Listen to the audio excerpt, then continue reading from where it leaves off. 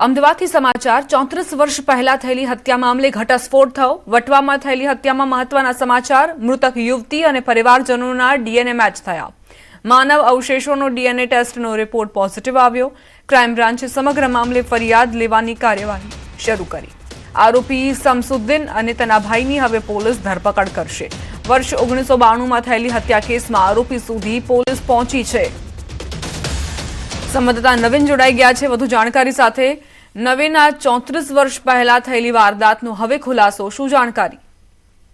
દીપા, જે રીતે 34 વર્ષ પહેલા હત્યાનો જે ખુલાસો થયો છે, જેમાં અવશેષો જે હતા યુવતીના તે કબજે કરીને ડીએનએ માટે એફએસએલ ખાતે મોકલવામાં આવેલ અને પરિવારજનોમાંથી જે યુવતી હતી તેના ભાઈનું પણ ડીએનએ સેમ્પલ લેવામાં આવેલ। બંને જો રિપોર્ટ જે આવે છે પોઝિટિવ એટલે મેચ થઈ ગયા છે કે જેનું મોત થયું હતું તો આ ભાઈ જે હતી જેનો ડીએનએ મેચ સેમ્પલ થયો છે તેનો ભાઈ જ હતો, બહેન ભાઈ હતા। અને હવે એ પણ સાબિત થઈ ગયું છે કે શમસુદ્દીન જ તેના ભાઈ અને અન્ય બે લોકો સાથે મળી આ યુવતીની હત્યા કરી હતી। એટલે આટલા વર્ષ પછી હવે ફરિયાદની કાર્યવાહી કરવામાં આવી રહી છે અને શમસુદ્દીન અને તેના ભાઈની અટકાયત લેવામાં આવી છે અને તેની ધરપકડ કરી આગળની જે કાર્યવાહી છે તે દિશામાં શરૂ કરવામાં આવશે। દીપા, આભાર નવીન જાણકારી આપવા માટે। પંચમહાલના કાલોલ નગરપાલિકામાં પ્રાથમિક સુવિધાનો અભાવ જોવા મળ્યો। અનેક સમસ્યાઓથી ત્રસ્ત સ્થાનિકોએ કચેરીનો ઘેરાવ કર્યો। કચેરીમાં કોઈ ન મળતા આક્રોશિત સ્થાનિકોએ તોડફોડ કરી।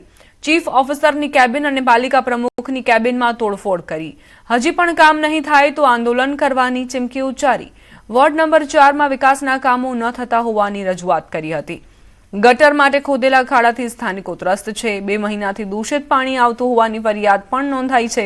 પીવાનું પાણી પણ નિયમિત મળતું ન હોવાની ફરિયાદ છે। સફાઈ કામ પણ ન થતું હોવાની રજૂઆત। અનેક રજૂઆતો કરવા છતાં સમસ્યાનું નિરાકરણ ન આવતા સ્થાનિકો આકરા પાણીએ।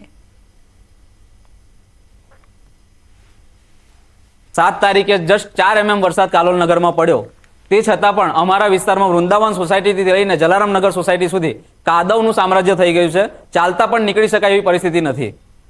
વડીલો હોય, બાળકો હોય તે ચાલતા જઈ શકતા નથી। બાળકોને જે સ્કૂલે જવાની વાન હોય કે બસ હોય એ પણ ત્યાં આવી શકતી નથી। પાણીની સમસ્યા એવી છે કે સવારે 11 વાગ્યા પછી ટાઈમિંગ છે પાણીનો અને અમુક કોઈ ફિક્સ ટાઈમ નથી કે સવારે 8 વાગે તો 8 વાગે દરરોજ આવે। કોકવાર 11 વાગે આવે છે, કોકવાર 12 વાગે આવે છે, કોકવાર 2 વાગે બી આવે છે। એમની મરજી ફાવે ત્યારે પાણી આપે છે। બીજો પ્રશ્ન એ છે કે ભાઈ ભાગ્યોદય સોસાયટી, સર્વોદય સોસાયટીની અંદર તદ્દન કાળું પાણી આવે છે, બિલકુલ પીવા લાયક બી નહીં, નાવા લાયક બી નહીં, તેટલું ખરાબ પાણી આવે છે। 11 વાગે પાણી આપે તો જે હસબન્ડ વાઈફ બંને નોકરી કરતા હોય જેમના ઘરે કોઈ ન તો પાણી ભરે કઈ રીતે?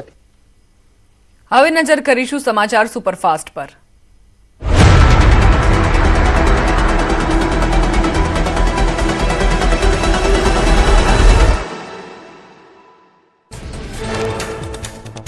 શુવેન્દુ અધિકારી બનશે બંગાળના નવા મુખ્યમંત્રી। કોઈ ડેપ્યુટી મુખ્યમંત્રી નહીં હોય। કેન્દ્રીય ગૃહમંત્રી અમિત શાહની હાજરીમાં મળી ધારાસભ્ય દળની બેઠક। મુખ્યમંત્રીના નામ પર બેઠકમાં લગાવાઈ મહોર। પશ્ચિમ બંગાળના મુખ્યમંત્રીની શનિવારે થશે તાજપોશી। મુખ્યમંત્રી ભૂપેન્દ્ર પટેલ અને નાયબ મુખ્યમંત્રી હર્ષ સંઘવી જશે પશ્ચિમ બંગાળ। શુવેન્દુ અધિકારીની શપથવિધિમાં રહેશે ઉપસ્થિત। વલસાડના ભાગડવાડા ગામમાં રેતી ભરેલા ટેમ્પોએ મહિલાને અડફેટે લીધી। ટેમ્પો અચાનક રિવર્સ આવતા ચાલકે કાબુ ગુમાવતા મહિલાને